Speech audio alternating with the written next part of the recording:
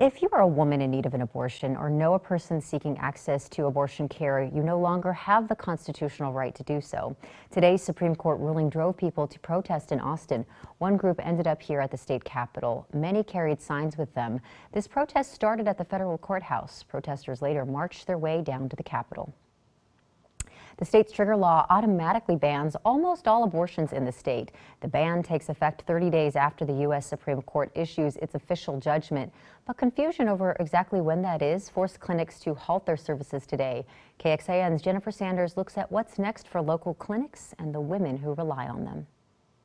People from across the state tonight here in downtown Austin wrapping up their protests against the Supreme Court's ruling.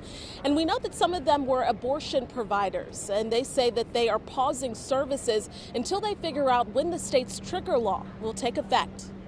Standing shoulder to shoulder under the hot Texas sun in downtown Austin, hundreds chanted for abortion rights Friday. Catherine Long says today is personal. She had an abortion at 22 and wants other women to be able to make that same decision if they want. Who wants an unwanted pregnancy?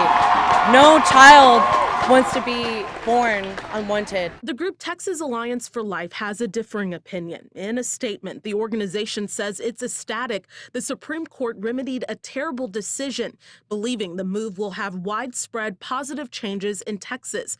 But what does that mean for Texas abortion providers? The devastation and the desperation is personal. Whole Women's Health and Planned Parenthood clinics in Texas have paused abortion services. People are requesting that we keep them on waiting lists in case we are able to reopen once we have a clear definition of what laws are in effect and enforceable and when.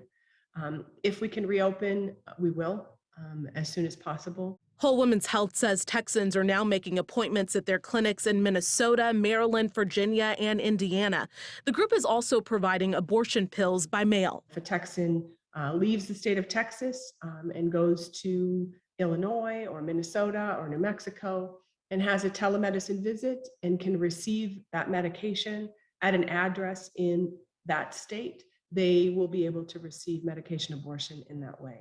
Many clinics are just waiting on legal guidance on when to restart those abortions. They say if their staff can restart, the window for those services will likely be pretty short. In downtown Austin tonight, Jennifer Sanders, KXAN News. There are only a couple of exceptions to the state's trigger law. Abortions are allowed in order to save the life of a pregnant woman or if there is a risk of, quote, serious impairment because of the pregnancy. Plan B and contraceptives remain legal in Texas. According to our partners at the Texas Tribune, the Supreme Court was clear in the latest decision that the constitutional right to access contraception remains untouched. The 1965 Supreme Court case of Griswold versus Connecticut established that married couples have a right to use and purchase contraception. The court ruled the Constitution guarantees a right to privacy, with some justices saying it was implied throughout the Bill of Rights, some arguing it comes directly from the Due Process Clause of the 14th Amendment.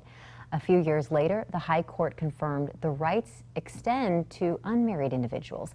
It's also important to note that in his concurring opinion, Justice Clarence Thomas said he would welcome challenges to that right.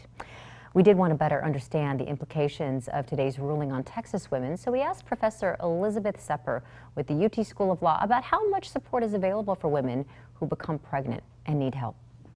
The social safety net in the state of Texas is near the bottom of every state. We're in constant competition with Mississippi and Alabama for who can do it worse. She pointed to very high rates of maternal and infant mortality already. She says the state failed to extend Medicaid in ways that would ensure people of reproductive age are healthy. And she pointed out that there is no pre-K or daycare that is subsidized in any meaningful way. State lawmakers recently increased funding for the state's Alternatives to Abortion program. They approved $100 million over 2 years. The goal is to offer social assistance to those who decide to choose life in difficult circumstances. Critics say it's a poor and expensive substitute for women's medical care.